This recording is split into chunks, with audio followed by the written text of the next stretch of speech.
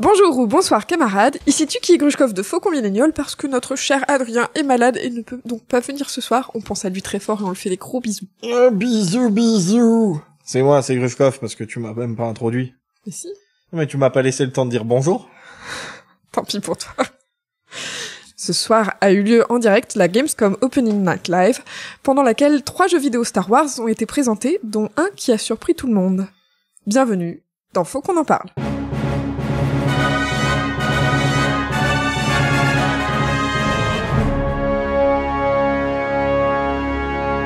Du coup, on va directement parler du jeu qui a surpris tout le monde, parce que personne ne l'attendait. Il s'agit d'un DLC Star Wars pour les Sims 4. Oui, le DLC s'appelle Star Wars Journey to Batuu et il sort le 8 septembre. Et du coup, c'est un pack qui, comme le nom l'indique, en fait, va nous permettre de pouvoir aller visiter Batuu. Ouais, dans les Sims, c'est comme Galaxy's Edge, mais en vrai, mais dans les Sims. Et du coup, c'est sympa parce que pour les gens qui habitent loin ou qui ont absolument pas le budget, on va enfin pouvoir visiter Galaxy's Edge en full immersion, parce que du coup, il y aura pas tous les touristes en tongs et en chaussettes. Nous, on pourra faire des personnages qui se mettent en tongs et en chaussettes. J'avoue, avec une petite chemise hawaïenne, avec le débardeur blanc en dessous. Ouais. Un petit bob. Tu as noté que les fans des Sims ne sont pas contents. En tout cas, les fans des Sims qui ne sont pas aussi fans de Star Wars. Parce qu'a priori, ils avaient des attentes et des demandes par rapport au DLC des Sims. Et, c'est pas du tout ce qu'ils attendaient puisque personne n'attendait ça. Ouais, mais bon, nous on s'en fout parce que c'est du Star Wars, nous ça nous va. Oui.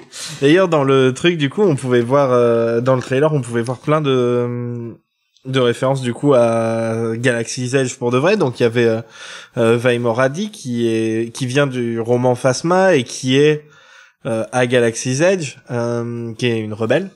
Il y avait Hondo qui vient des séries animées, qui anime aussi l'attraction Smuggler's Run. On peut boire un verre avec Hondo dans le jeu. Ouais. Il y avait évidemment Kylo et Rey. Oui. Et R2-Katie qui est une version rose de R2D2 dont on a peut-être déjà parlé, je crois, dans On Cosplay. Et qui a priori accompagne notre personnage dans sa mission, ou au moins une mission. En tout cas, ce personnage-là. Oui, c'est vrai. Oui, il y avait le Faucon Millennium. On a pu voir des sabres laser, donc il y avait plein de couleurs en plus. Ouais, il y avait Rey avec son bleu. Il y en avait un bleu clair, presque blanc. Il y avait un jaune, vert. Il y avait le mauve de Windu. Et il y avait le rouge de Kylo. Ouais, donc à peu près les mêmes qu'on a eu dans Fallen Order. Je suppose qu'il y en a encore d'autres qu'ils ont pas montré, mais c'est assez fun. Et du coup, on peut aussi refaire ces maisons avec des skins Star Wars a priori. Et des meubles Star Wars, si vous voulez, si vous avez toujours rêvé d'avoir une cantina ou une réplique de la cantina chez vous, vous pourrez le faire dans les Sims. Incroyable, n'est-ce pas? Tout à fait. Nous, on n'est pas nous, on joue beaucoup aux Sims de temps en temps. Et du coup, Tuki va streamer ça quand ça sortira. Oui, vous pourrez me retrouver sur Twitch, sur la chaîne de Faucon Pod, et on ira visiter Galaxy's Edge ensemble, gratuitement, et de façon safe. C'est beau. Et oui, comme ça, on garde les distances de sécurité. C'est merveilleux. Ok, on continue avec le deuxième jeu, qui est un jeu dont on a déjà parlé et qu'on attend, qui est Star Wars Squadrons.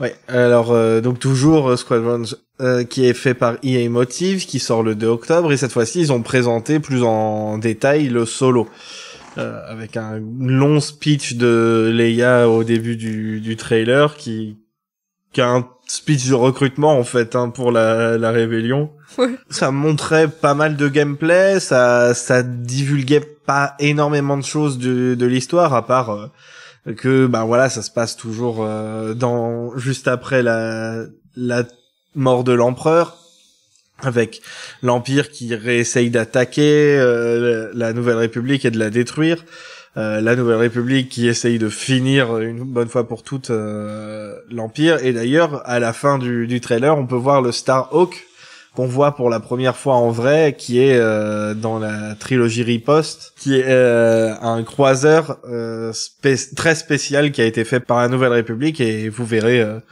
du coup dans le jeu à quoi ça sert si vous savez pas encore. Et il y avait quelques personnages aussi qui ont fait des caméos qu'on avait déjà vus avant, mais cette fois-ci on les a entendus parler et tout. On avait Wedge qui a parlé de Rogue Squadron, qui était super bien fait d'ailleurs parce que je l'ai reconnu tout de suite de loin. Oui. On a eu Hera.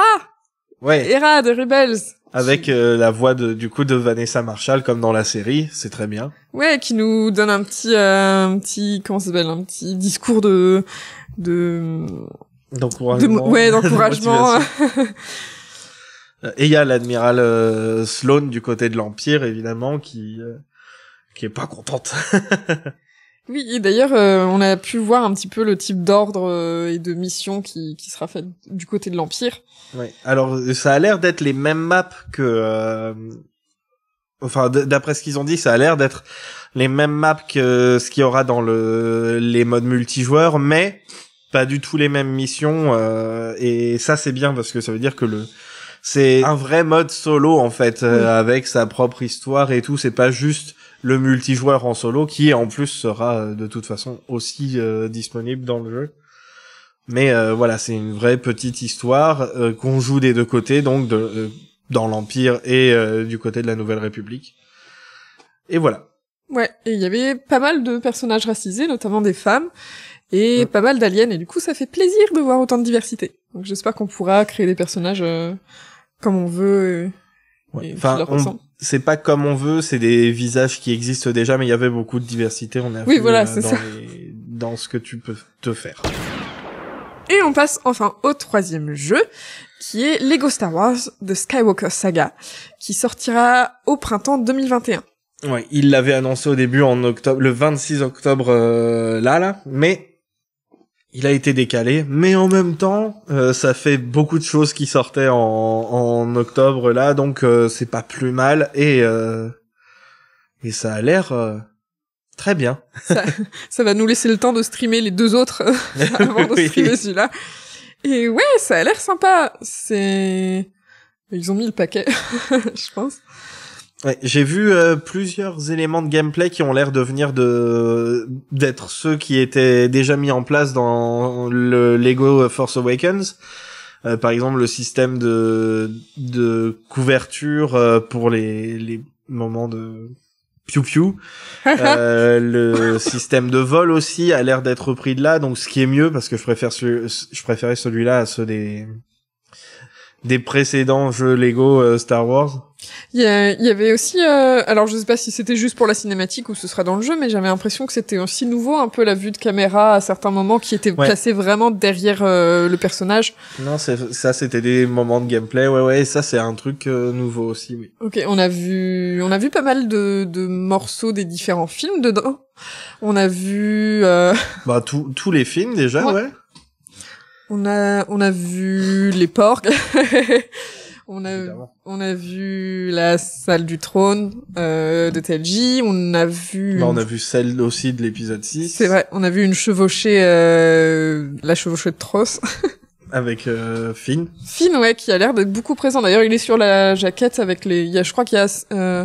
sur la jaquette, il y a en bas 5 personnages à peu près qui sont au même niveau, et il y a Rey, Finn, BB-8, Chewie et Kylo. Ouais. Et juste au-dessus d'eux, il y a Luke, et encore plus gros au-dessus de lui, il y a Vador. Hein. Voilà.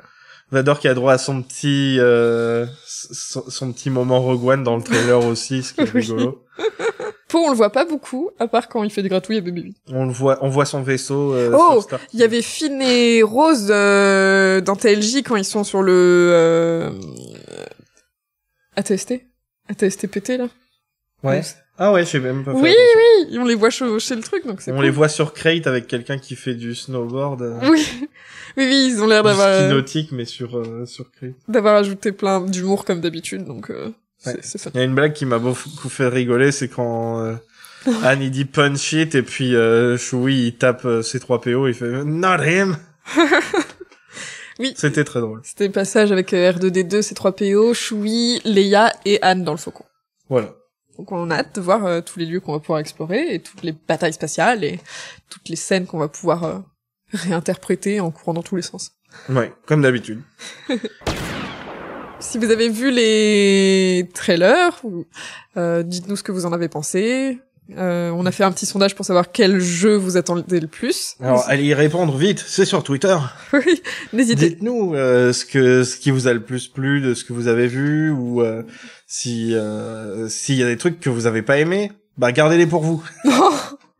Non, vous pouvez venir nous parler sur Twitter comme d'habitude et... @fauconpod. Ouais, et vous pouvez nous retrouver partout ailleurs. Voilà. Et Et sur le site, évidemment, fauconpod.fr. Oui, fait par notre cher Matt. Ok, du coup c'est tout pour aujourd'hui. On vous souhaite une bonne soirée ou une bonne journée à tous, à toutes et aux autres. Et à bientôt. Salut! Bisous.